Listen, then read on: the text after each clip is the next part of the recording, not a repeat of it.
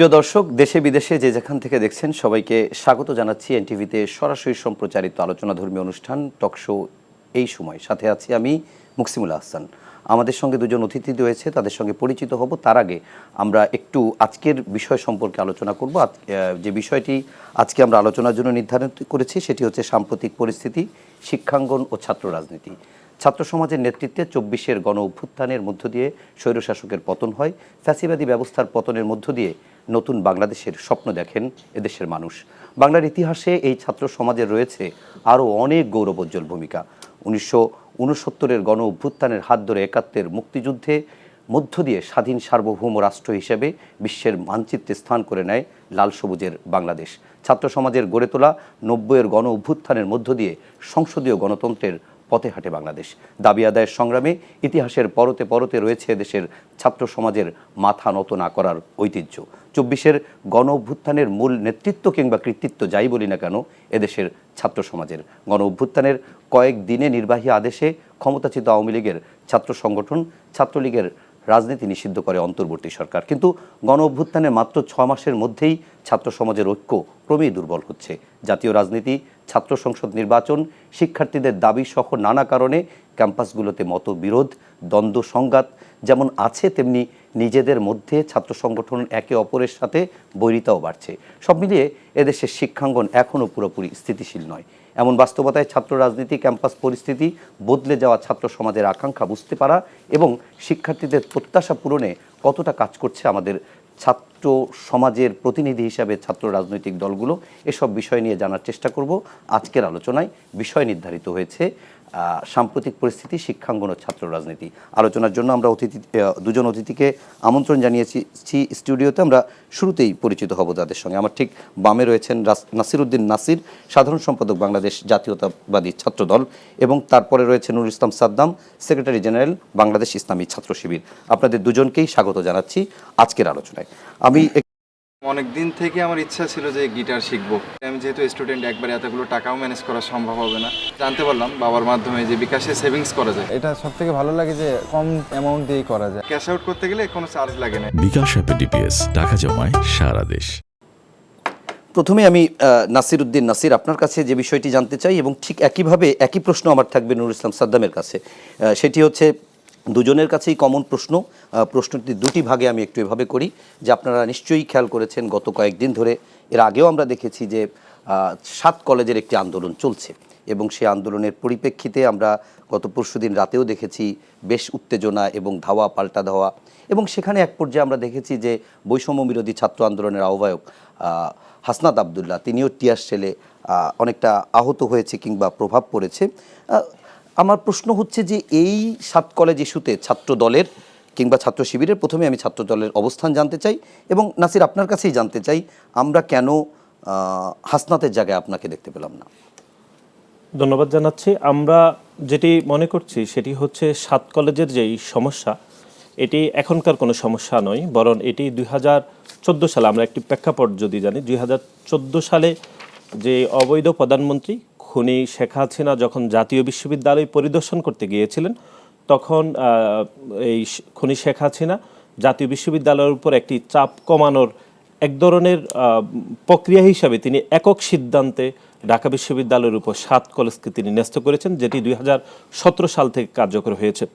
আমরা অধিভুক্তর যে বিষয়টি, যেটি ঢাকা বিশ্ববিদ্যালয়ে অনেকগুলো শিক্ষা প্রতিষ্ঠান এর আগেও কিন্তু অধিভুক্ত ছিল, সেটি হচ্ছে আপনি যে সকল শিক্ষা প্রতিষ্ঠানকে অধিভুক্ত করতে চাইবেন সেই সকল শিক্ষা প্রতিষ্ঠানের কর্তৃপক্ষ অথবা শিক্ষার্থীরা যেই প্রতিষ্ঠানে অধিভুক্ত হতে চাইবে সেই প্রতিষ্ঠানে আগ্রহ প্রকাশ করতে হবে, অথবা ঢাকা বিশ্ববিদ্যালয়ে যে প্রতিষ্ঠানে অধিভুক্ত করা হয়েছে সেই প্রতিষ্ঠানের এক ধরনের আগ্রহের জায়গা তৈরি করতে হবে। কিন্তু আমরা এই দুইটি ক্ষেত্রে আমরা দেখেছি স্ব শিক্ষা প্রতিষ্ঠান অথবা ঢাকা বিশ্ববিদ্যালয় কর্তৃপক্ষ কেউ কিন্তু প্রাইমারিভাবে কিন্তু মানে দায় চাপিয়ে এই খুনি শেখ হাসিনা সেটি চাপিয়ে দিয়েছিল। এবং একই সাথে আমি আপনাদেরকে মনে করিয়ে দিতে চাই, তখনকার সময়ে যিনি ঢাকা বিশ্ববিদ্যালয়ের উপাচার্য ছিলেন আরিফিন সিদ্দিকী, এবং তখনকার সময়ে জাতীয় বিশ্ববিদ্যালয়ের উপাচার্য যিনি ছিলেন অথবা হারুনুর রশিদ, ওনাদের ব্যক্তিগতভাবে ওনাদের দুজনের সম্পর্ক খুবই তিক্ততা ছিল।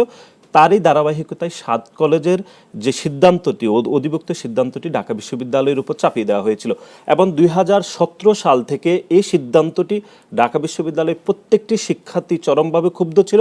এমনকি 7 কলেজের যে শিক্ষার্থীদেরকে ঢাকা বিশ্ববিদ্যালয়ের উপর ন্যস্ত করা হয়েছে, সে 7 কলেজের শিক্ষার্থীরাও কোনোভাবে এই সিদ্ধান্তে তারা উপকৃত হয়নি। আমরা দেখেছি পুরো 7 কলেজের শিক্ষার্থীদেরকে শুধুমাত্র নিবন্ধন করতে ঢাকা বিশ্ববিদ্যালয়ের 17 মাস লেগে গিয়েছিল এবং শুরুতে আপনি জানেন যে চরম একটি সেশন জট তৈরি হয়েছিল। সুতরাং যে প্রক্রিয়াটি 2017 সাল থেকে শুরু হয়েছে সেটি 2024 সালে এসে কিন্তু সমাধান হয়নি। এটি একটি জটিল প্রক্রিয়া ছিল এবং একই সাথে এটি একটি কর্তৃত্ববাদী সিদ্ধান্তের ফলশ্রুতিতে এই 7 কলেজকে ঢাকা বিশ্ববিদ্যালয়ের উপর ন্যস্ত করা হয়েছিল। আপনাদের অবস্থান কি? আমরা যেটি মনে করছি সেটি হচ্ছে ঢাকা বিশ্ববিদ্যালয়, আমি যেটা বলছিলাম ঢাকা বিশ্ববিদ্যালয়ের অধীনে কিন্তু এর আগেও অনেক প্রতিষ্ঠান ছিল, কিন্তু সেটি ঢাকা বিশ্ববিদ্যালয় অংশীদারিত্বের ভিত্তিতে, তাদের মতামতের ভিত্তিতে অথবা যে প্রতিষ্ঠানগুলো রয়েছে সেখানে সেই প্রতিষ্ঠানের মতামতের ভিত্তিতে এটি অধীনস্থ হয়েছিল। কিন্তু 7 কলেজের বিষয়টি আমার মনে হচ্ছে যে ব্যাপক পরীক্ষা নিরীক্ষা ব্যতীত রেখে শুধুমাত্র খুনি শেখ হাসিনার সিদ্ধান্তকে বাস্তবায়ন করার জন্য ঢাকা বিশ্ববিদ্যালয় প্রশাসনের উপর এই সিদ্ধান্ত চাপিয়ে দেওয়া হয়েছিল। আপনি নিজে জানেন যে ঢাকা বিশ্ববিদ্যালয়ের যেই 35 থেকে 40 হাজার শিক্ষার্থীদের যে ধরনের চাপ রেজিস্ট্রার ভবন কোনোভাবে গত কয়েক বছর ধরে নিতে পারছে না, তার উপরে প্রায় 1.5 লক্ষের অধিক শিক্ষার্থীদের চাপ ঢাকা বিশ্ববিদ্যালয়ের রেজিস্ট্রার ভবনের উপর চাপিয়ে দেওয়া হয়েছিল। সুতরাং কোনোভাবে এই সিদ্ধান্ত ঢাকা বিশ্ববিদ্যালয় ফুলফিললি এটি সার্ভ করতে পারছিল না। আমরা মনে করছি 2014 সালের সিদ্ধান্ত যেটি 2017 সালে কার্যকর হয়েছিল সেটি কোনোভাবে সে সিদ্ধান্ত তখনকার সময় বাংলাদেশ জাতীয়তাবাদী ছাত্র দলের পক্ষ থেকে ফ্রেশ রিলিজ দেওয়া হয়েছিল যে এই সিদ্ধান্তটি কোনোভাবে বাস্তবসম্মত এবং বৈজ্ঞানিক প্রক্রিয়ায় হয়নি। সুতরাং আমরা মনে করছি সেই 2017 সাল থেকে আমরা আমাদের অবস্থানে এখনো অটল রয়েছি যে 2017 সালে সেই সিদ্ধান্ত যেরকম অগণতান্ত্রিক ছিল, আমরা 2024 সালে এসেও বলছি এই সিদ্ধান্ত অগণতান্ত্রিক। এবং আপনি যেটি বলেছিলেন যে হাসনাতের জায়গায় আমরা কেন ছিলাম না, যখন এই ঘটনাটা যখন সূত্রপাত হয়েছিল, আপনি জানেন যে ঢাকা বিশ্ববিদ্যালয়ের মাননীয় প্রউপাচার্য যিনি এই গণ অভ্যুত্থানের খুবই সফল অংশীদার ছিলেন এবং গণ অভ্যুত্থানের শিক্ষকদের প্রতিনিধি হয়ে যিনি রাজপথে ভূমিকা রেখেছিলেন, অধ্যাপক মামুন আহমেদ, ওনার সাথে কয়েকজন শিক্ষার্থী দেখা করতে এসেছিলেন। উনি বলেছিলেন যে টোটাল যে শিক্ষার্থী এসেছে তাদের মধ্যে থেকে কয়েকজন প্রতিনিধির সাথে তিনি কথা বলবেন, কিন্তু হয়তো শিক্ষার্থীরা স্যারের বক্তব্য বুঝতে পারেননি, হয়তোবা আমি মনে করছি সেখানে এক ধরনের বিশৃঙ্খলা হয়েছিল। সে বিশৃঙ্খলা জায়গা থেকে তারা ঢাকা কলেজের সম্মুখে তারা এক ধরনের মব তৈরি করেছিল। তার পরবর্তী সময় আমরা দেখেছি রাত প্রায় 10:30-11টার দিকে তারা ঢাকা বিশ্ববিদ্যালয়ের মাননীয় উপাচার্যের বাসভবন ঘেরাও করতে এসে একটি বিভেদ থেকে একটি সংঘাত তৈরি হয়েছিল। তার পরবর্তী সময়ে আমরা ঢাকা বিশ্ববিদ্যালয় বাংলাদেশ জাতীয়তাবাদী ছাত্র দলের আমাদের নেতৃবৃন্দ এবং ঢাকা কলেজ সহ প্রত্যেক আমাদের যে ইউনিট রয়েছে সেখানে আমাদের সভাপতি সাধারণ সম্পাদকরা উপস্থিত থেকে ঘটনা নির্বৃত্ত করার চেষ্টা করেছে এবং ঘটনা তো সারা রাত ধরে আসলে চলেছিল। সেখানে বাংলাদেশ জাতীয়তাবাদী ছাত্র দলের প্রত্যেকটি ইউনিটের সভাপতি সাধারণ সম্পাদক সহ সবাই সেখানে নিবিড়ভাবে এই পরিস্থিতি সামাল দেওয়ার চেষ্টা করেছে। 7 কলেজের যারা আছে তারা প্রথম তো ঘটনার সূত্রপাত যেহেতু ঢাকা কলেজ ইডেন কলেজের শিক্ষার্থীরা তুলনামূলকভাবে ওই দিন রাতে সংঘর্ষে কিছুটা জড়িয়েছিল। সুতরাং এই দুইটি ইউনিটের আমাদের নেতৃবৃন্দরা এটি চেয়েছে সংঘাত কমিয়ে নিয়ে আসার জন্য। বাকি যেই আমাদের ইউনিটগুলো রয়েছে প্রত্যেকটি ইউনিটে আমাদের একটি শক্তিশালী সাংগঠনিক কাঠামো রয়েছে, তারও চেষ্টা করেছে পরবর্তী দিন এই পরিস্থিতিকে নির্বৃত্ত করে একটি স্বাভাবিক অবস্থায় নিয়ে আসার জন্য। ছাত্র সমাজের ভেতরে নিঃসন্দেহে আমরা ধরে নেব যে আপনাদের একটা বড় স্টেক আছে। সেক্ষেত্রে এই যে ঢাকা ভার্সিটির যে প্রভিসির বক্তব্য যে শিক্ষার্থীরা ভুল বুঝছে বা ঠিকমতো বুঝতে পারেনি, সেইটা বোঝানোর জন্য ছাত্রদল কি কোনো উদ্যোগ নিলে এত বড় ঘটনা না হয়ে আরও ছোটোতে শেষ হতো কিনা? আমরা যেটি মনে করছি সেটি হচ্ছে যে পরিস্থিতি তৈরি হয়েছে এই যে ঢাকা বিশ্ববিদ্যালয় উপাচার্যের সাথে এটি পুরো ঘটনা যে 7 কলেজের অধিভুক্ত ঘটনা, এটি তো আর 1-2 দিনের সমস্যা না, অথবা মাননীয় উপাচার্যের সহিত যে ঘটনা ঘটেছে এটি পুরো সমস্যায় কেন্দ্রবিন্দু সেটিও না। কারণ এটি হয়েছে, কিন্তু এই অন্তর্বর্তীকালীন সরকার আসার পরেও কিন্তু 7 কলেজ নিয়ে সমস্যা তৈরি হয়েছিল এবং এই সরকার আপনি জানেন একটি কমিটিও করেছিল শিক্ষা মন্ত্রণালয়।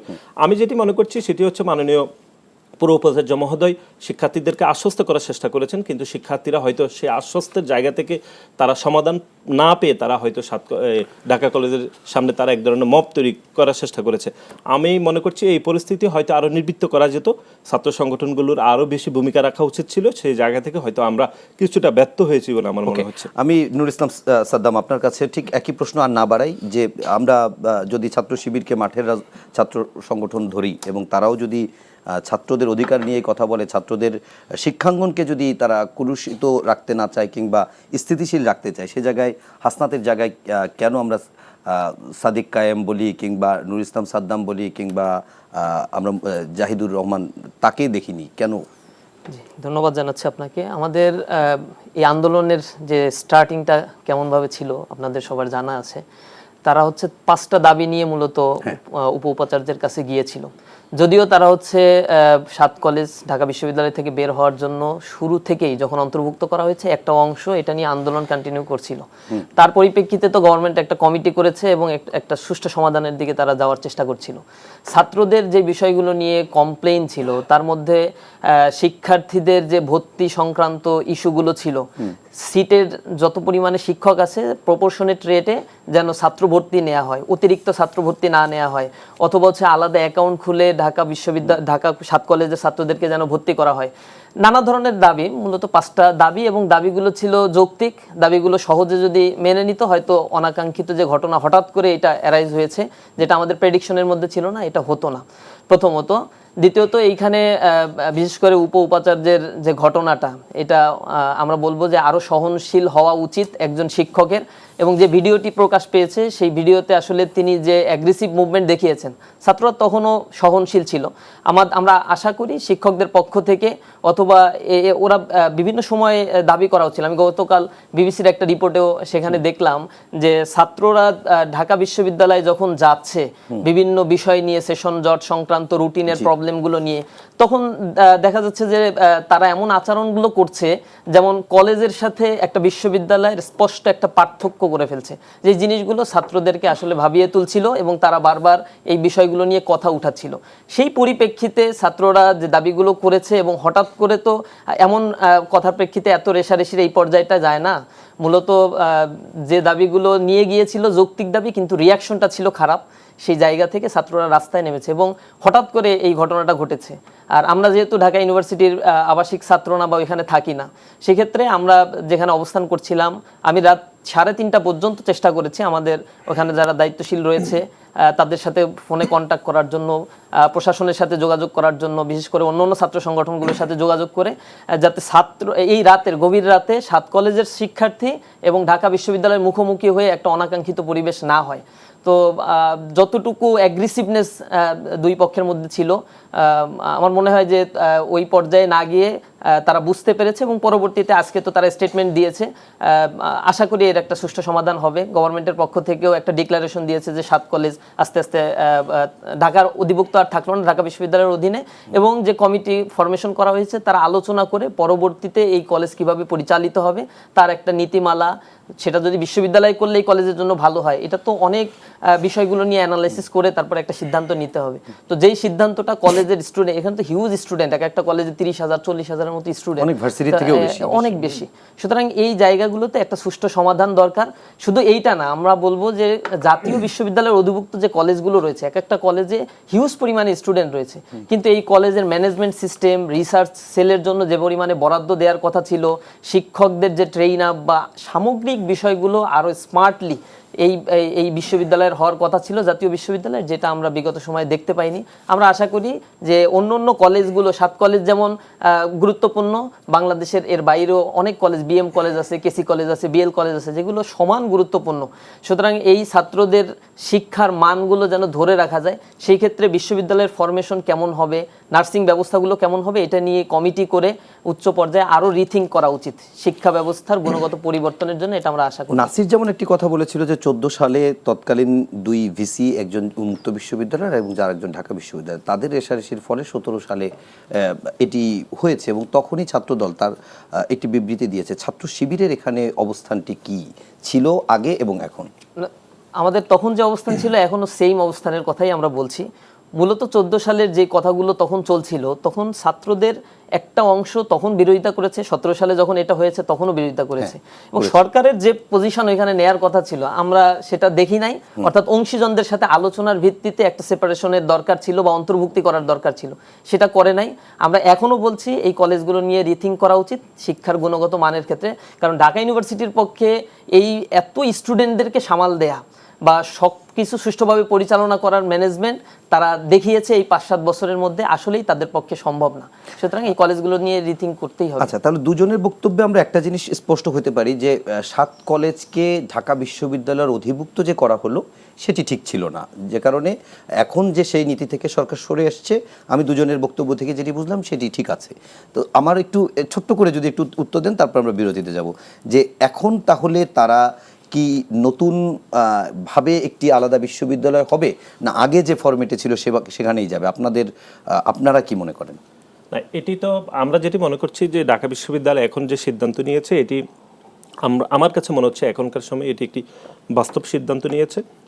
আর আপনি যেটি বলছেন সেটি হচ্ছে এটি সরকারের পলিসির অংশ। সরকার আসলে কিভাবে ডিল করতে পারবে, যেহেতু একটি উচ্চ পর্যায়ে কমিটি গঠন করেছে, তারা চাইলে ছাত্র সংগঠনগুলোর মতামত দিতে পারে, বিশেষজ্ঞ কমিটি থাকতে পারে, সাংবাদিক থাকতে পারে, এমনকি যে বিশ্ববিদ্যালয় অংশীদার যারা, বিশেষ করে সেই বিশ্ববিদ্যালয়ের শিক্ষক শিক্ষার্থী সবার মতামত নিয়ে তারা এক ধরনের পলিসি করতে পারে, এবং পলিসি ডায়ালগের মধ্যে আমার মনে হচ্ছে যে একটি সমাধান আসতে পারে। এবং যেটি যৌক্তিক হয়েছে সেটি হচ্ছে ঢাকা বিশ্ববিদ্যালয় দেরিতে হলো একটি বাস্তবসম্মত সিদ্ধান্ত নিয়েছে। এবং আমি যেটি মনে করছি একই সাথে যে সিদ্ধান্তটি আসলে 7 কলেজের জন্য নেওয়া হয়েছে, যে সকল শিক্ষার্থীদের জন্য, তারা আদত গত প্রায় 7-8 বছর ধরে এই সিদ্ধান্তের কারণে ব্যাপকভাবে ক্ষতিগ্রস্ত হয়েছে। এবং একই সাথে ঢাকা বিশ্ববিদ্যালয়ের শিক্ষার্থীরাও এই 7 কলেজে অধিভুক্ত করার কারণে তারা খুবই অসুখী ছিল। তাদের নিজেদের ম্যানেজমেন্টই আসলে ঢাকা বিশ্ববিদ্যালয় পূর্বেও করতে পারছিল না। তার উপর প্রায় 1.5 লক্ষেরও অধিক শিক্ষার্থীর ম্যানেজমেন্ট কখনোই ঢাকা বিশ্ববিদ্যালয় ঠিকভাবে করতে পারছিল না। সুতরাং আমাদের মনে হচ্ছে এখন 7 কলেজের শিক্ষার্থী এবং ঢাকা বিশ্ববিদ্যালয়ের শিক্ষার্থী উভয়ের জন্য এই সিদ্ধান্তটি ভালো হয়েছে বলে আমার মনে হচ্ছে। ওকে, আমি ঠিক একই প্রশ্ন আপনাকে, এই দুটি ক্ষেত্রে আমাদের কমন প্রশ্ন থাকবে, এরপরে আর প্রশ্নগুলো একটু পরিবর্তন হবে, দুজনকে আলাদা আলাদা করেই যাবে। আপনার দল ছাত্র শিবির বা আপনার ছাত্র সংগঠন, আমরা নাসিরের কথায় যে জিনিসটি বুঝলাম যে এটি যেহেতু একটি বড় কমিটি হয়েছে, তারা সেভাবে দেখবে এবং নিশ্চয়ই তারা এটি করবে, এবং সেখানে ছাত্র সংগঠনগুলোর প্রতিনিধিও থাকতে পারে। আমি ধরে নিলাম ছাত্র সংগঠনের প্রতিনিধি রাখেনি, আমি ধরে নিলাম বিশেষজ্ঞ রাখেনি, তার মতো করে করলো। ছাত্র সংগঠনগুলোকে এগুলো নিয়ে ভাবা উচিত না বা ভাবছে কিনা? Thank you. এই বিষয়গুলো নিয়ে তো আসলে শিক্ষা ব্যবস্থা অথবা স্টুডেন্টদের পরীক্ষার সিস্টেমগুলো, সার্টিফিকেটের সিস্টেমগুলো কিভাবে পরিচালিত হবে, একটা ইউনিভার্সিটি তো রাতারাতি গড়ে ওঠে না, অথবা একটা ইউনিভার্সিটি তৈরি করতে গেলে একটা অ্যাক্টের প্রয়োজন হয়। তো কোন ফরমেশনে আসলে এই 7 কলেজের অধিভুক্তি হবে বা একটা ইউনিভার্সিটি তৈরি হলে আবার কোনো ফার্দার জটিলতা তৈরি হবে কিনা, অর্থাৎ মনে করলো যে উত্তরবঙ্গের জন্য এরকম যে কলেজগুলো আছে তাদের জন্য একটা ইউনিভার্সিটি দরকার, তারা আন্দোলন শুরু করলো। তো ফিজিবিলিটি অ্যানালিসিস এখানে অনেক বড় একটা বিষয়।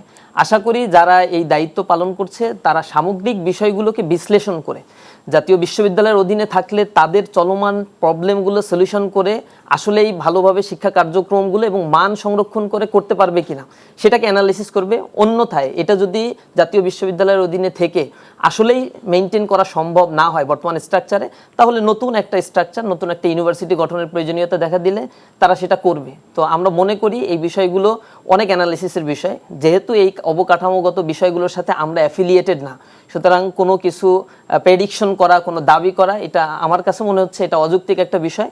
তবে আমরা আশা করব এই বিষয়ে সমাধানের ক্ষেত্রে যে সাফারিংসের যে বিষয়গুলো ছাত্রদের পক্ষ থেকে বারবার আসছে এগুলো মিটিগেট হবে। আর দ্বিতীয়ত হচ্ছে কলেজের অধ্যক্ষ যারা রয়েছে অথবা শিক্ষক যারা রয়েছে তাদের সাথে পারস্পরিক আলোচনার ভিত্তিতে একটা সিদ্ধান্তে এই কমিটি পৌঁছাবে, এটা আমাদের বিশ্বাস বা আশা করি।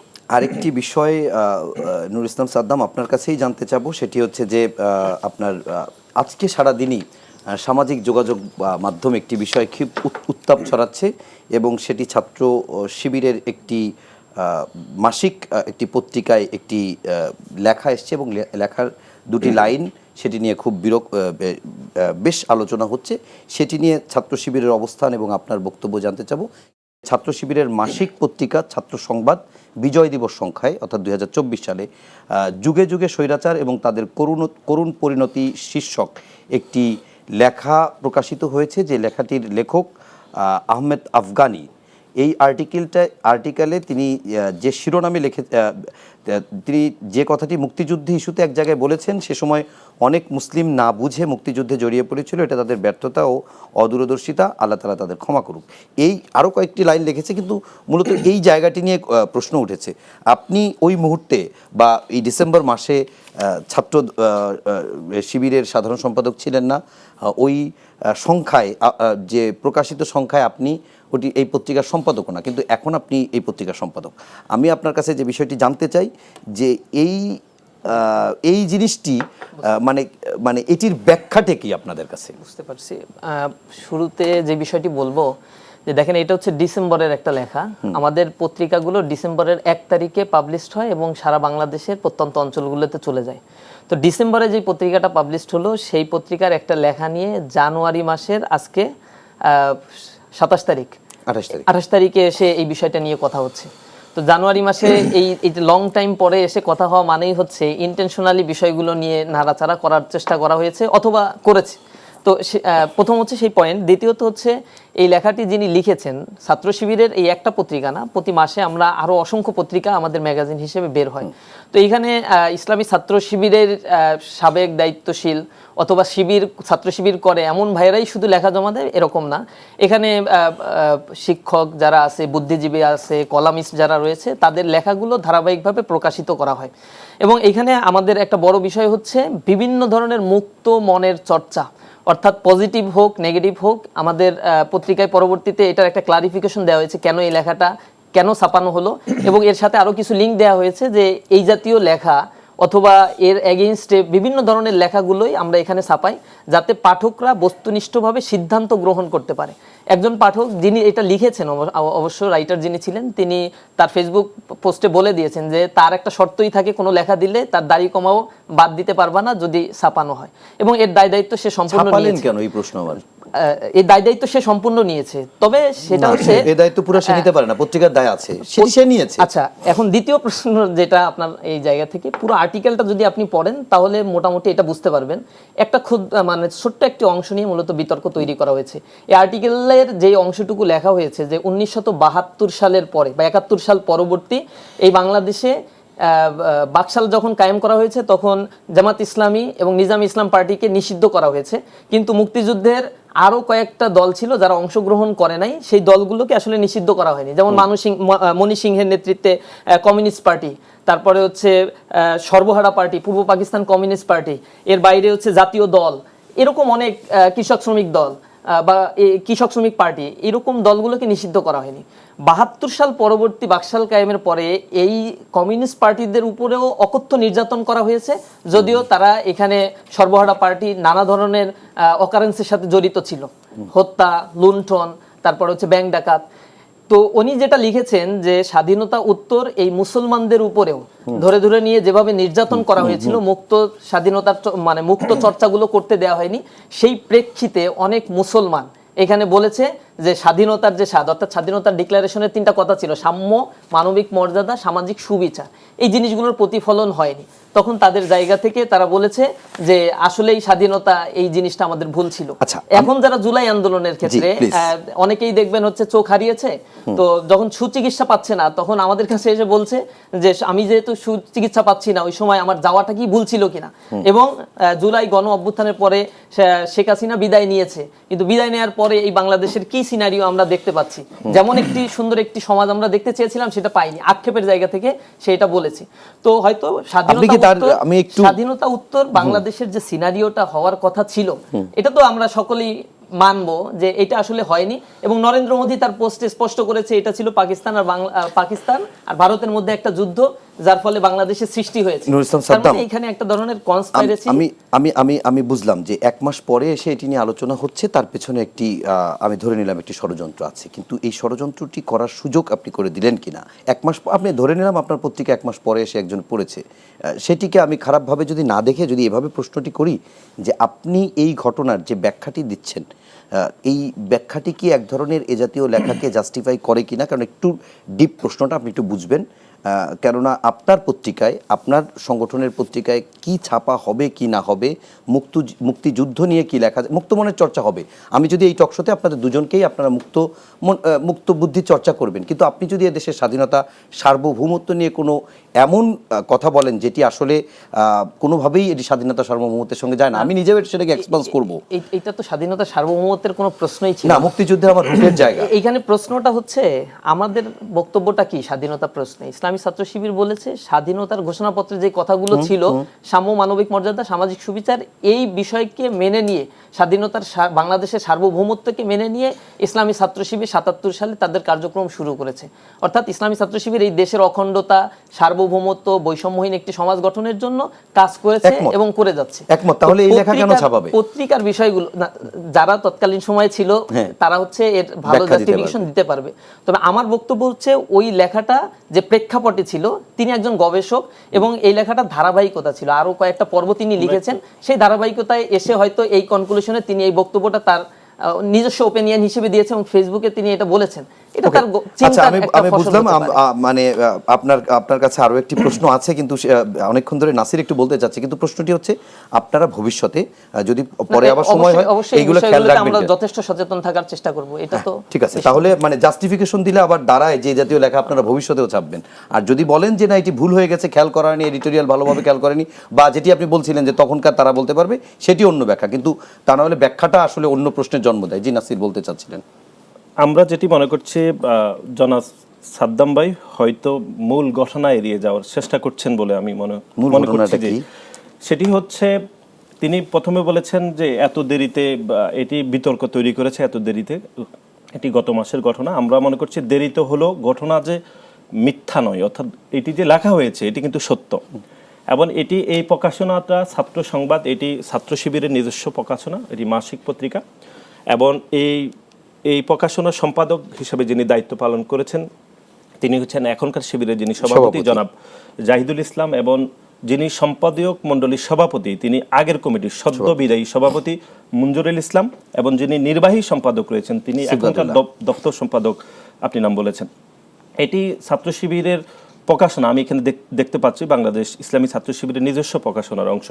সুতরাং এই পত্রিকাতে যেটি লেখা হবে সেটি ছাত্র শিবির ধারণ করেন এটি আমরা মনে করছি, এবং আমরা গণমাধ্যমে, আমরা তো গণমাধ্যম, আপনারা কাজ করেন, আমরা গণমাধ্যমে সেই পত্রিকা নিউজ পড়ি, সেটি আমরা মনে করছি এই পত্রিকাতে যা যা লেখা হয়েছে প্রত্যেকটির দায় এবং প্রত্যেকটির যে মোটিভ সেটি ছাত্র শিবির স্বীকার করে নিচ্ছে এবং ধারণ করছে। এখানে আমরা যেটি মনে করছি সেটি হচ্ছে ছাত্র শিবির বা মহান মুক্তিযুদ্ধের সময় সেটি তো ভিন্ন নামে ছিল, বা তার পরবর্তী সময়ে তারা স্বাধীনতার বিষয়ে এক ধরনের যে দ্বিচারিত অথবা এক ধরনের যে প্রতারণা অথবা মিথ্যার আশ্রয় নেন সেটি এই লেখা থেকে আমরা স্পষ্টভাবে বুঝতে পেরেছি। এবং তারা বাংলাদেশের স্বাধীনতা দিবস এবং বিজয় দিবসগুলোতে আমরা বলেছি, আমরা শেষ করি বিজয় দিবসগুলোতে তারা স্লোগান দেন স্বাধীনতা এনেছি, স্বাধীনতা রাখবো, কিন্তু আমরা দেখেছি যে তাদের আসল যে প্রক্রিয়া অথবা আসল তারা যেভাবে মনে করছেন সেটি এই লেখাতে আমরা দেখেছি যে অনেক মুসলিম না বুঝে মুক্তিযুদ্ধে জড়িয়ে পড়েছেন, এটা তাদের ব্যর্থতা এবং অদূরদর্শিতা। কিন্তু জনাব সাদ্দাম ভাই এখানে দাঁড়িয়েও কিন্তু ভুল স্বীকার করেন নাই, বরং তিনি এই লেখাকে জাস্টিফাই করার একদমই চেষ্টা করেছেন এবং ছাত্র শিবিরের এই যে মুক্তিযুদ্ধের বিষয়ে তাদের যে অবস্থান, এটিকে আমরা মনে করছি যে একটা তত্ত্ব রয়েছে খুবই, আপনি জানেন যে বিখ্যাত তত্ত্ব, সেটি হচ্ছে শ্রোডিঙ্গারের বিড়াল থিওরি। অর্থাৎ সেটি হচ্ছে একটি বিড়ালকে এক ব্যক্তি বাইরে থেকে দেখতেছে, তিনি মাঝে মাঝে মনে করতেছেন বিড়াল জীবিত, আবার মাঝে মাঝে মনে করতেছেন বিড়াল মৃত। এখন ছাত্র শিবির স্বাধীনতার বিষয়ে তাদের অবস্থান এরকম, তারা স্বাধীনতার পক্ষে অথবা আবার স্বাধীনতার বিপক্ষে, আমরা কোনো কিছুই বুঝতে পারছি না। আমাদের মনে হচ্ছে ছাত্র শিবিরের স্বাধীনতার বিষয়ে তাদের অবস্থান শ্রোডিঙ্গারের বিড়াল থিওরির মতো অবস্থান মনে হচ্ছে। আপনার কি মনে হয় বাংলাদেশে এক্সিস্টিং যত দল রাজনীতি করে কেউ স্বাধীনতার বিপক্ষে আছে? মানে আপনার মানে আপনি যেহেতু বললেন যে মানে এটি ধরেন, আমি আরো একটি প্রশ্ন আপনাকে সঙ্গে করে দিই।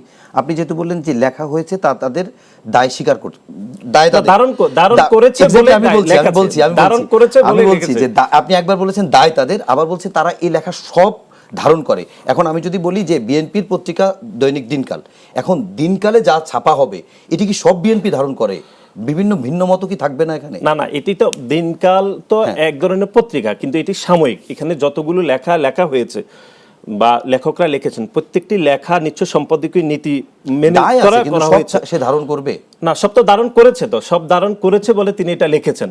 ধারণ না করলে তো তিনি লিখতে পারতেন না। আচ্ছা, আমরা আপনারা সেটি মনে আসলেই- করছি। এবং আপনি বলেছেন যে বাংলাদেশের সব রাজনৈতিক দল, সেটি বলেছেন বোধহয়। আমি মনে করছি যে বাংলাদেশের এই 24-এর গণ অভ্যুত্থান পরবর্তী সময়ে একটি বিষয় খুবই আলোচিত হচ্ছে। সেটি হচ্ছে, আমরা দেখছি যে মহান 71-এর যারা পরাজিত শক্তি, তারা 71-এর পরাজয়ের গ্লানি দিয়ে তারা 24-কে ব্যবহার করে 71-এর পরাজয় গ্লানি ভুলে যেতে চায়।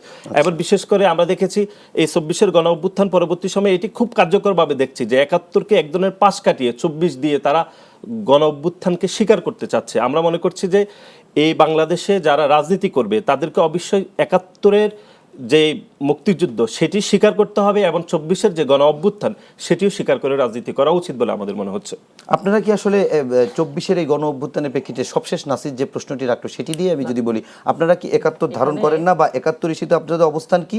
24 আর 71 কোন জায়গা থেকে সাংঘর্ষিক?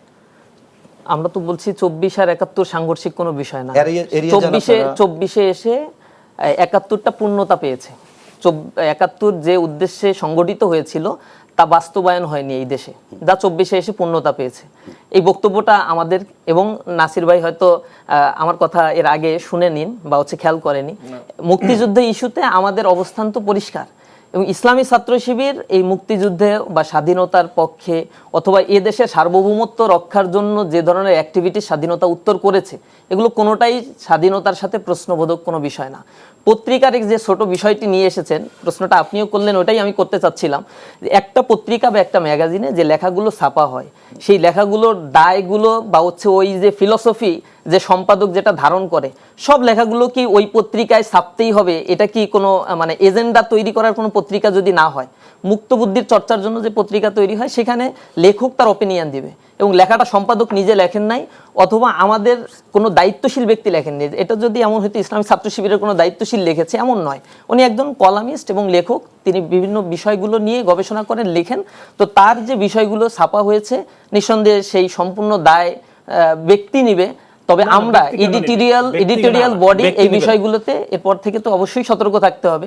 এই সেনসিটিভ বিষয়গুলো নিয়ে আমরা যথেষ্ট পরিমাণে আরো সতর্ক হওয়া সম্পাদকের জায়গা থেকে দরকার ছিল।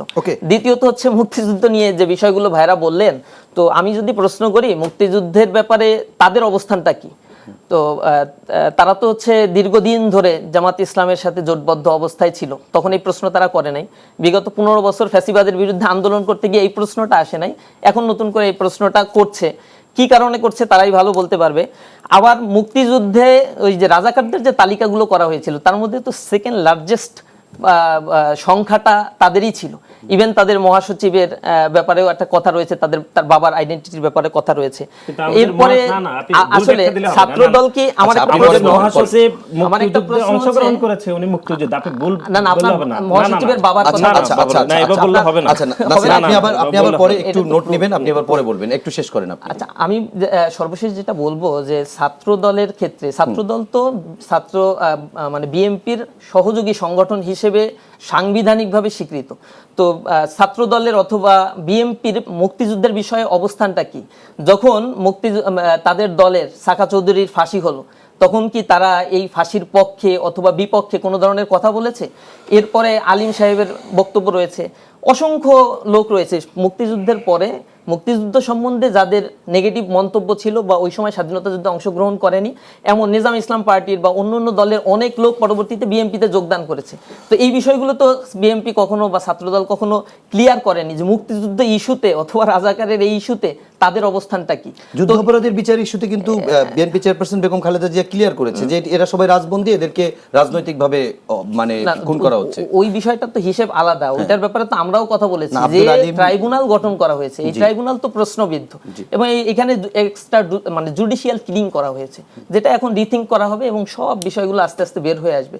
সুতরাং আমি মনে হয় এই যে বিষয়টা নিয়ে অতিরিক্ত বা অযাচিত কথাবার্তা বাক্যালাপ আমাদের জন্য ঐক্যের পথকে বিনষ্ট করবে। আমরা বাংলাদেশের এই সার্বভৌমত্বকে মেনে নিয়েছি এবং এই স্বাধীন বাংলাদেশকে গড়ে তোলার জন্য আমরা এই আমাদের জীবন দিয়ে হলেও আমরা চেষ্টা করে যাচ্ছি। এই স্বাধীন দেশেও কাজ করতে গিয়ে ইসলামী ছাত্র শিবিরে প্রায় 300-র কাছাকাছি শাহাদাতের ঘটনা ক্যাম্পাসগুলোতে ঘটেছে বিভিন্ন জায়গায়। সুতরাং আমরা এই দেশের সামগ্রিক বিষয়গুলোকে ওন করি এবং এই দেশ একটি সমৃদ্ধশালী, সুখী, সুন্দর একটি দেশে পরিণত হোক, এজন্য আমরা আমাদের চেষ্টা আমাদের জায়গা থেকে অব্যাহত রাখছি বা করে যাচ্ছি। আচ্ছা, আমরা এই প্রশ্নটা আর বাড়াতে চাই না। নাসির, আমরা আপনার কাছে একটু পরের প্রশ্নে যেতে চাই। না, আমরা একটু একটু সামান্য বলবেন? করে একটু তাহলে ছোট্ট করে বলে দেন একটু। সেটি হচ্ছে আমরা বাংলাদেশ জাতীয়তাবাদী দল বিএনপি, আমাদের বিএনপির প্রতিষ্ঠাতা শহীদ প্রেসিডেন্ট জিয়াউর রহমান মহান মুক্তিযুদ্ধের ঘোষণা দিয়েছেন। এবং আপনি জানেন যে বাংলাদেশে যতগুলো রাজনৈতিক দল রয়েছে সেই রাজনৈতিক দলগুলোর মধ্যে ইভেন আওয়ামী লীগ যারা মুক্তিযুদ্ধের চেতনাকে পুঁজি করে দীর্ঘ সময় ধরে রাজনীতি করেছে, তাদের রাজনৈতিক দল আওয়ামী লীগের মধ্যে যত মুক্তিযুদ্ধ রয়েছে তার কয়েক গুণ বেশি মুক্তিযুদ্ধ বাংলাদেশ জাতীয়তাবাদী দলে রয়েছে। এবং আমাদের সংগ্রামী মহাসচিবের বিষয়ে উনি যেরকম আপত্তিকর বক্তব্য দিয়েছেন, আমি এটি খুবই দুঃখজনক এবং জ্ঞানের স্বল্পতা আমাদের মহাসচিবের বিষয়ে না। তাহলে তো ছাত্র শিবির এই যে মহান মুক্তিযুদ্ধে তাদের অবস্থান ক্লিয়ার করা উচিত। তাদের স্বাধীনতার বিরুদ্ধে ছিল, তখনকার যে নামেই থাকুক ছাত্র সংঘ ছিল, সেই বিষয়ে ছাত্র শিবিরের ব্যাখ্যা দেওয়া উচিত, জাতির কাছে ক্ষমা প্রার্থনা করা উচিত। সেটা না করে অন্য নামে ছিল এবং সেটিকে পাশ কাটিয়ে উনি আমাদের মহাসচিবের বা নামে যেরকম বক্তব্য দিয়েছেন, এটি খুবই অনাকাঙ্ক্ষিত। আমরা মনে করছি বাংলাদেশ জাতীয়তাবাদী দল বিএনপি একটি মহান মুক্তিযুদ্ধের ধারণাকে অত্যন্ত শ্রদ্ধাভরে স্মরণ করে বাংলাদেশের বহুদলীয় গণতন্ত্রে বিশ্বাসী একটি দল, এবং বাংলাদেশ জাতীয়তাবাদী দল বহুদলীয় গণতন্ত্রে বিশ্বাস করে। এই যে এই জামাত ইসলাম সহ যাদেরকে বাকশাল পরবর্তী সময়ে যে রাজনীতিক ভাবে বাতিল করা হয়েছিল রাজনীতি, সেই রাজনীতিকে চালু করে দিয়ে একটি উদার এবং বহুদলীয় গণতন্ত্র। আমরা নাসির পরের পয়েন্টে যাই। এই পয়েন্টটি একটু ছোট্ট করেই জানতে চাই। সেটি হচ্ছে যে আমরা যতটুকু জানি যে ছাত্র দলের বিএনপির মোট 500-র মতো আপনারা যেটা দলের পক্ষ থেকে করা হচ্ছে, দাবি করা হচ্ছে যে এই জুলাই অভ্যুত্থানে শহীদ হয়েছেন, এবং ছাত্রদল সম্ভবত 100-র উপরে। কত সংখ্যাটা আপনারা যেটা বলছেন 100 কত? 142 আমাদের এখনো হসপিটালে রয়েছে, তো এই জন্য সংখ্যাটা আমরা ধরে নিচ্ছি আর মৃত্যু হবে না, তারা সবাই সুস্থ হবে, সেই হিসাবে 142ই ধরি। এবং ছাত্রদল ছাত্র শিবির আজকে যেটি আজকের এই শো থেকে বললেন যে 300-র মতো তাদের শহীদ হয়েছে টোটাল। আচ্ছা, স্বাধীনতা মানে 77 পরবর্তী মানে এই ঘটনা না, শিবিরের এ পর্যন্ত বিভিন্ন সময়। আচ্ছা, ঠিক আছে, আমি সেই প্রশ্নে না যাই। এই যে বিভিন্ন সময় এই শহীদের হিসেব নিয়ে কিংবা কারা কতটুকু স্টেক ছিল এটি নিয়ে যে বিভিন্ন সময় আলোচনা হচ্ছে, সেটি কি আমাদের ঐক্যকে দুর্বল করে কিনা? না, দুর্বল করে না। আমরা মনে করছি এটি এজন্যই করা হয়েছে। আপনি জানেন যে জুলাই আগস্টের গণ অভ্যুত্থান পরবর্তী সময়ে বাংলাদেশ জাতীয়তাবাদী ছাত্র দলের বিরুদ্ধে এক ধরনের বয়ান তৈরি করা হয়েছে। বিশেষ করে এই বয়ানে যারা আমরা দেখেছি যে গত বয়ান তারাই তৈরি করেছে যারা গত 15.5 বছর ধরে এক ধরনের গোপন তৎপরতার রাজনীতি করেছে এবং জুলাই আগস্টের পর বিভিন্ন ক্যাম্পাসগুলোতে তারা আত্মপ্রকাশ করেছে। তারা যে বয়ানটি তৈরি করেছে সেটি আমরা বলছি, তারা বিভিন্ন সামাজিক যোগাযোগ মাধ্যমে তারা বলার চেষ্টা করেছে 0% কন্ট্রিবিউশন 100% সেলিব্রেশন। এটি বাংলাদেশ জাতীয়তাবাদী ছাত্রদলকে টার্গেট করে বিভিন্ন ক্যাম্পিং করে প্রপাগান্ডা তৈরি করা হয়েছিল।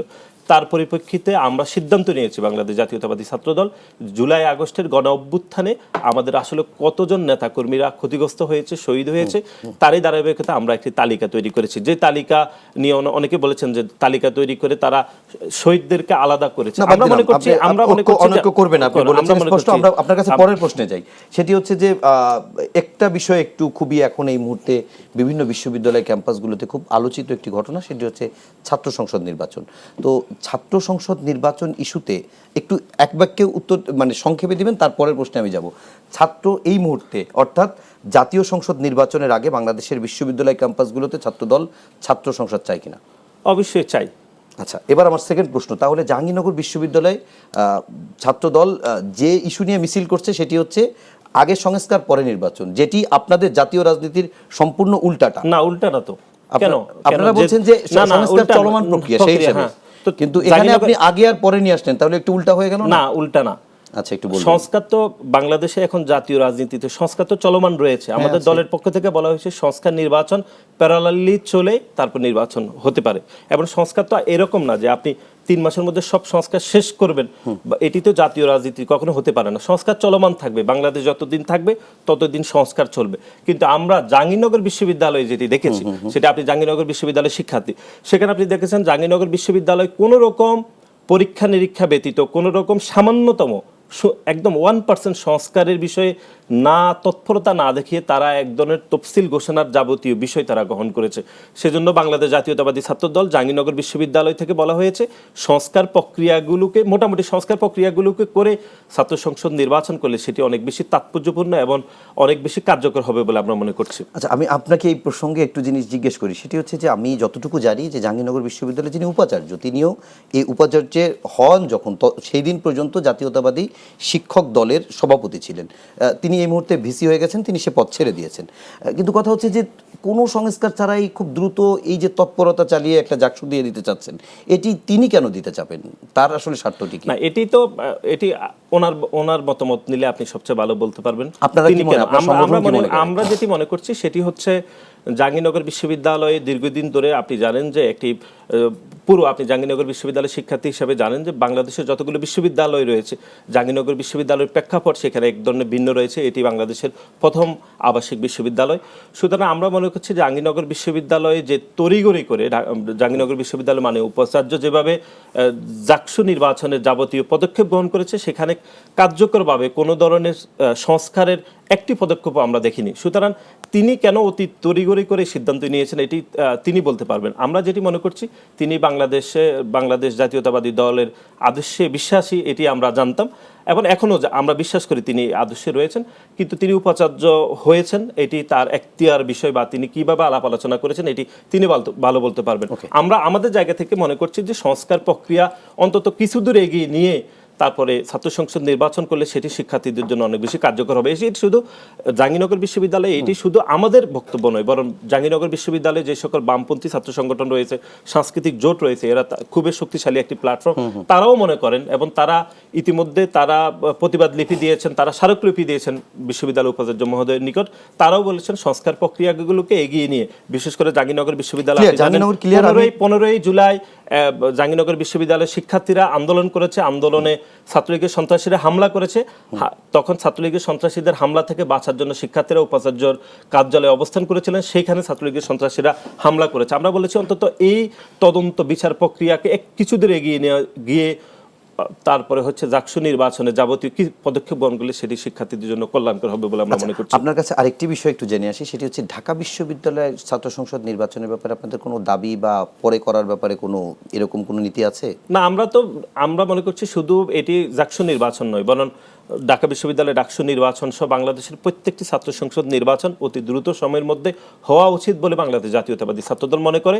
এবং বাংলাদেশ জাতীয়তাবাদী ছাত্রদল ঢাকা বিশ্ববিদ্যালয়ে আমরা ইতিমধ্যে অনেকগুলো সংস্কারের বিষয়ে আমরা বিশ্ববিদ্যালয়কে আমরা লিখিতভাবে জানিয়েছি। আমাদের সংস্কারের বিষয়ে বিশ্ববিদ্যালয় কর্তৃপক্ষ খুবই গুরুত্ব সহকারে বিবেচনা করছেন, আমাদেরকে বিশ্ববিদ্যালয় কর্তৃপক্ষ জানিয়েছেন। আমরা মনে করছি সংস্কার প্রক্রিয়াগুলো মেনেই দ্রুত ডাকসু নির্বাচন হওয়া উচিত বলে আমাদের মনে হচ্ছে। আমি একই বিষয় একটু জানতে চাই নুরুল ইসলাম সাদ্দাম আপনার কাছে, সেটি হচ্ছে আপনার সংগঠন ডাকসু নির্বাচন থেকে শুরু করে সবগুলো ছাত্র সংসদ নির্বাচনের ক্ষেত্রে আপনাদের সংগঠনের নীতি কি, যে যত দ্রুত সম্ভব নাকি সংস্কার নাকি নির্বাচনের পর, জাতীয় নির্বাচনের পর? আমরা শুরু থেকেই বলে আসছি যে ছাত্র সংসদ নির্বাচনগুলো দ্রুত হয়ে যাওয়া উচিত এবং সংস্কারের ব্যাপারে বিভিন্ন ক্যাম্পাসগুলো অলরেডি হচ্ছে ছাত্রদের কাছে প্রপোজাল চেয়েছে, ছাত্ররা এটা জমা দিয়েছে, বিশেষ করে ডাকসুর ক্ষেত্রে।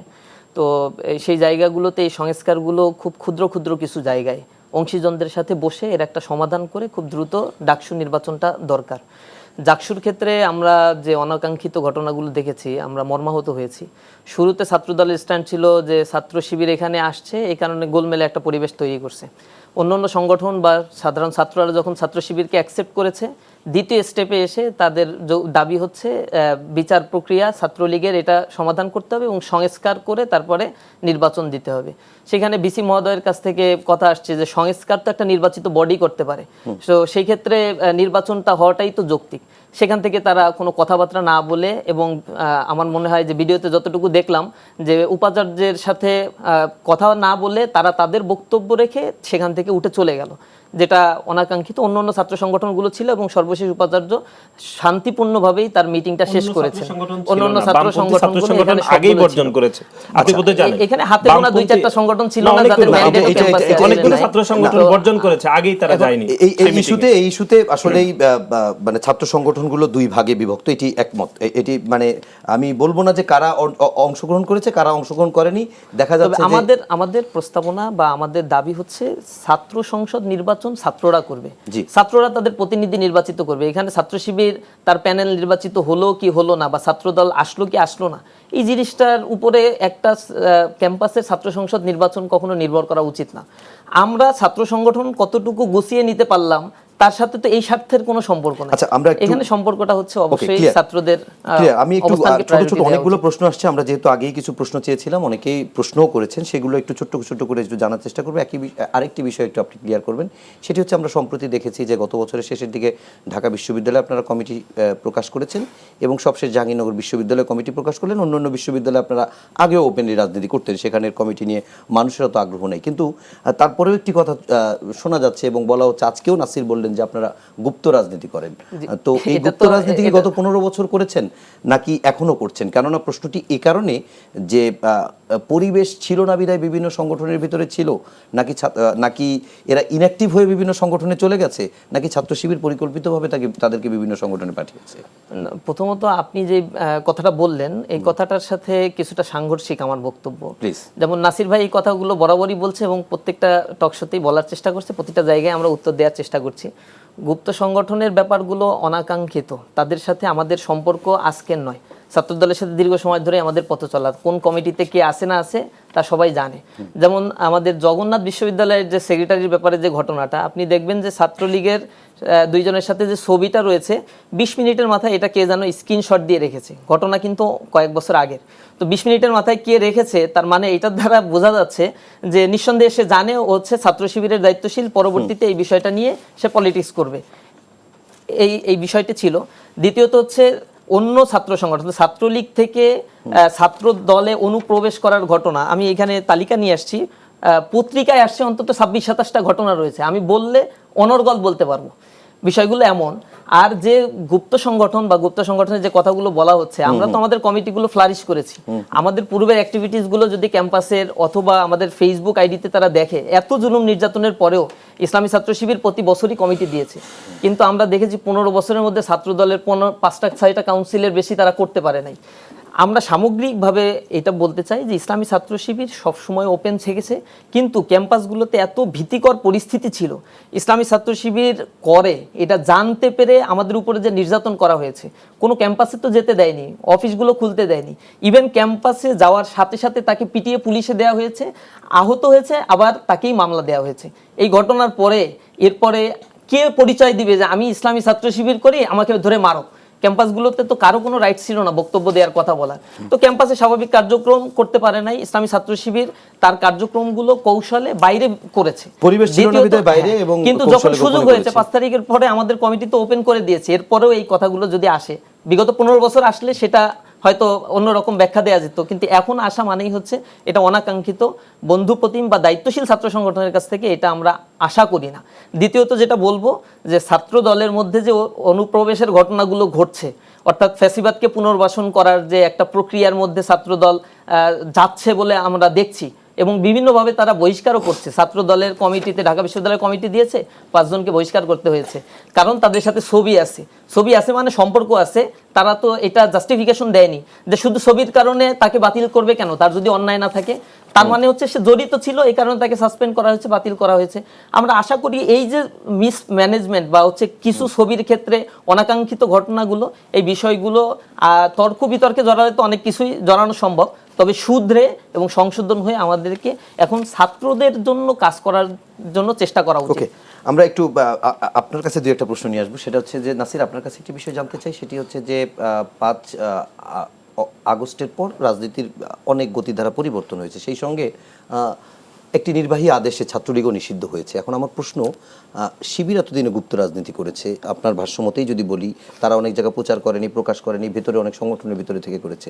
তো এখন আপনাদের সংগঠনে এই ছাত্রলীগ, আপনার দুজনের কাছে আমার প্রশ্ন থাকবে, শুধু আপনার একার না, এখন এই যে বিশাল একটা সংখ্যা ছাত্রদের ভিতরে যারা ছাত্রলীগকে সমর্থন করতো, তারা যে আপনাদের ভিতরে অনুপ্রবেশ করবে না, কিংবা সেই অনুপ্রবেশ আপনারা কিভাবে ঠেকাবেন? আমরা জনাব সাদ্দাম হোসেনের বক্তব্য দুই একটা বিষয় আমি একটু বলতে চাই। তিনি 26 জনের একটি তালিকা নিয়ে এসেছেন, আমরা বলেছেন আমরা 5 জনকে আমরা অব্যাহতি দিয়েছি, এটি খুবই সত্য, আমরা 5 জনকে অব্যাহতি দিয়েছি এই জন্যই যে তারা পূর্বে ছাত্রলীগের বিভিন্ন পর্যায়ে নেতাকর্মীদের সাথে আমরা ছবি দেখেছি এবং আমরা মনে করছি এটি সাংগঠনিক নৈতিকতা আর একটি বিবর্জিত কাজ ছিল, যে খুনি সংগঠন ছাত্রলীগের বিভিন্ন জনের সাথে আমরা ছবি দেখেছি। কিন্তু তিনি যে বক্তব্যটি আসলে রাখেননি বা তিনি পাশ কাটিয়ে গিয়েছেন, আমরা বিভিন্ন বিশ্ববিদ্যালয় ছাত্র শিবিরের যে আত্মপ্রকাশের গল্প দেখছি, আমাদের যেটি মনে হচ্ছে যদি 5 আগস্ট ছাত্র জনতার গণ অভ্যুত্থান সফলভাবে শেষ না হতো, আল্লাহ না করুক, তাহলে ছাত্র শিবিরের যারা বিভিন্ন প্রেসিডেন্ট সেক্রেটারি হচ্ছেন বিভিন্ন ক্যাম্পাসগুলোতে, তারা অবশ্যই খুনি সংগঠন ছাত্রলীগের এক একজন ক্যাডার হয়ে যেতেন। এবং আমরা দেখেছি বিভিন্ন ক্যাম্পাসে যাদেরকে ছাত্র শিবির আত্মপ্রকাশের মাধ্যমে সভাপতি এবং সাধারণ সম্পাদক নির্বাচিত করছেন, প্রত্যেকে খুনি সংগঠন ছাত্রলীগের সাথে সরাসরি যুক্ত ছিলেন। এবং এটি শুধু ঢাকা বিশ্ববিদ্যালয় নয়, বিভিন্ন বিশ্ববিদ্যালয়ে এটি আমরা দেখেছি।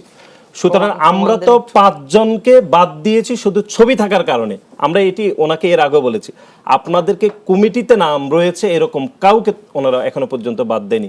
আমরা যেটি দায়িত্বহীনভাবে বলছি, গত 15.5 বছরে বাংলাদেশ জাতীয়তাবাদী ছাত্র দলের একজন নেতাকর্মী হলে যদি থেকেছেন, তিনি শুধু ছাত্র দল, বিএনপি অথবা তারেক রহমানের ফেসবুকে লাইক দিয়েছেন, এই অপরাধে তাকে হল থেকে মেরে রক্তাক্ত করে বের করে দেওয়া হয়েছে। সেখানে বাংলাদেশ জাতীয়তাবাদী ছাত্র দলের রাজনীতিতে আমরা প্রকাশ্যে গণতান্ত্রিক রাজনীতি করেছি, কিন্তু তার বিপরীতে ছাত্র শিবির কোনোভাবে প্রকাশ্যে রাজনীতি করে নাই। বিভিন্ন ক্যাম্পাসগুলোতে ছাত্রলীগের বিভিন্ন সন্ত্রাসীদের সাথে মিলিমিশে তারা রাজনীতি করেছে। যে কথাটি আবারও বলছি, যদি 5 আগস্ট ছাত্র জনতার গণ অভ্যুত্থান সফল না হতো, এখন যে আত্মপ্রকাশের গল্প আমরা দেখেছি, সেই সকল গল্প আমরা এরকম ভাবে দেখতাম যে সেই সকল সন্ত্রাসীরা বাংলাদেশ জাতীয়তাবাদী ছাত্র দলের বিভিন্ন পর্যায়ে নেতাকর্মীর উপর হামলায় জড়িত থাকতো। এবং আমরা একই সাথে যেটি এর আগেও গণমাধ্যমে বলেছি, ছাত্রলীগের বিভিন্ন সন্ত্রাসীরা যা নিরপরাধ যে সকল সাধারণ শিক্ষার্থীদেরকে ছাত্র শিবির বলে বিভিন্ন ক্যাম্পাসগুলোতে মেরে রক্তাক্ত করেছে, পরবর্তী সময়ে আমরা দেখেছি সেই রক্তাক্ত সাধারণ শিক্ষার্থীরা কেউ আদৌ ছাত্র শিবির কখনই করে নাই, বরং যারা গোপন তৎপরতার মাধ্যমে বিভিন্ন ছাত্রলীগের বিভিন্ন পর্যায়ে যুক্ত ছিল, বিভিন্ন পদে ছিল, বিভিন্ন অ্যাক্টিভিটিসে ছিল, তারাই পরবর্তী সময়ে ছাত্র শিবিরের বিভিন্ন পর্যায়ে এখন আমরা দেখছি দায়িত্ব। আচ্ছা, আমরা একদম শেষ পর্যায়ে আছি। আপনার কাছে শেষ প্রশ্ন, সেটি হচ্ছে যে জুলাই গণ অভ্যুত্থানের ঘোষণাপত্র নিয়ে অনেক জলঘোলা হয়েছে এবং শেষ পর্যন্ত এটি ঝুলে আছে। আমার প্রশ্ন হচ্ছে যে আপনার মানে মূল সংগঠন যদি বলি, বাংলাদেশ জাতীয়তাবাদী দল বিএনপি, তারা এখনও অফিসিয়ালি কোনো স্টেটমেন্ট দেয়নি, তবে আনঅফিসিয়ালি তারা বলেছে এটি এখন না, আরও আগে আসতে ভালো হতো, যে সময় জুলাই অভ্যুত্থানের পরপরই আসতে ভালো হতো। ছাত্র দলের অবস্থান কি বিএনপির মতো না আলাদা কোনো অবস্থান আছে? আমরা বাংলাদেশ জাতীয়তাবাদী ছাত্র দল মনে করছে যে গণ অভ্যুত্থানে ঠিক 5 মাস অতিবাহিত হওয়ার পরে বিপ্লবের ঘোষণাপত্র যে জারি করা বা যেটির জন্য খুব তালবাহানা হচ্ছে, এটি গণ অভ্যুত্থানের মালিকানা ছিনতাইয়ের শামিল। এবং বিশেষ করে এটি এই জন্যই আমরা বলছি, কারণ গণ অভ্যুত্থানের পরবর্তী সময়ে ঠিক 5 মাস অতিবাহিত হচ্ছে, এখন এই জনতুষ্টিবাদী রাজনৈতিক এজেন্ডা বাস্তবায়নের জন্য একটি পক্ষ গণ অভ্যুত্থানের মালিকানা ছিনতাই করতে চাচ্ছে। এই এখনকার যে প্রোক্লেমেশন, এটি যদি বিপ্লবের যে ঘোষণাপত্র, এটি আপনি কার বিরুদ্ধে দিবেন? আমরা যেটি বারবার গণমাধ্যমে বলছি সেটি হচ্ছে, এখনকার এই অন্তর্বর্তীকালীন সরকার একটি হচ্ছে আমাদের সংবিধানের 106 অনুচ্ছেদ অনুসারে গঠিত হয়েছিল। গণ অভ্যুত্থানের ঠিক 5 মাস এসে যদি আপনি প্রোক্লেমেশন যেটি জারি করার কথা বলছে এটি এই সরকারের বিপক্ষে হয়ে যাবে, এক ধরনের সাংবিধানিক সংকট তৈরি হবে এবং এটির প্রয়োজনীয়তা আছে কিনা সেটি আমাদের দলের পক্ষ থেকে আমাদের দলের স্থায়ী কমিটির অন্যতম সদস্য জনাব সালাউদ্দিন আহমেদ তিনি গণমাধ্যমে এই বক্তব্য পরিষ্কার করেছেন। আমরা মনে করছি এই বক্তব্যের সাথে বাংলাদেশ জাতীয়তাবাদী ছাত্রদল একমত প্রকাশ করছে। জি, আমি বিএনপি এবং ছাত্র দলের এক্ষেত্রে একই অবস্থান, জামাত এবং ছাত্র শিবিরের একই অবস্থান কিনা কিংবা ছাত্র শিবিরের জামাতের অবস্থানটি আমার জানা মতে যে তারা বলেছে বেশি দেরিও করা যাবে না, বেশি তাড়াহুড়াও করা যাবে না, এরকম একটি নীতি জানিয়েছে। তো আপনাদের অবস্থান কি সেটি জানাবেন এবং একই সঙ্গে আপনি এই অল্প সময় কিন্তু প্রশ্ন দুটি, এই যে ট্যাগিংয়ের রাজনীতি, একটু আগে নাসিরও বললেন যে বিভিন্ন সময় ট্যাগ দিয়ে যাদেরকে মারা হয়েছে তারা আসলে শিবিরের কেউ না, তাহলে আপনারা কি ট্যাগিং এর দ্বারা নির্যাতিত হয়েছেন কিনা এক প্রশ্ন, আর দুই হচ্ছে গণ অভ্যুত্থানের ঘোষণাপত্র নিয়ে আপনাদের অবস্থান।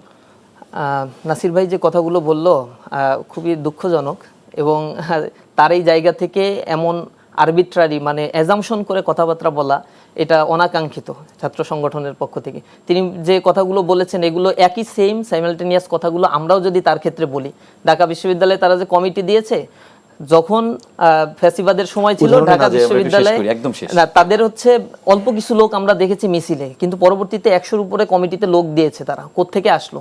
বিভিন্ন এলাকাগুলোতে আমরা দেখতে পাচ্ছি যা কাজ করতো ছাত্রলীগ সেই একই ধরনের কাজ এখন মানে বদল হয়েছে, হাত বদলের কথাগুলো হচ্ছে।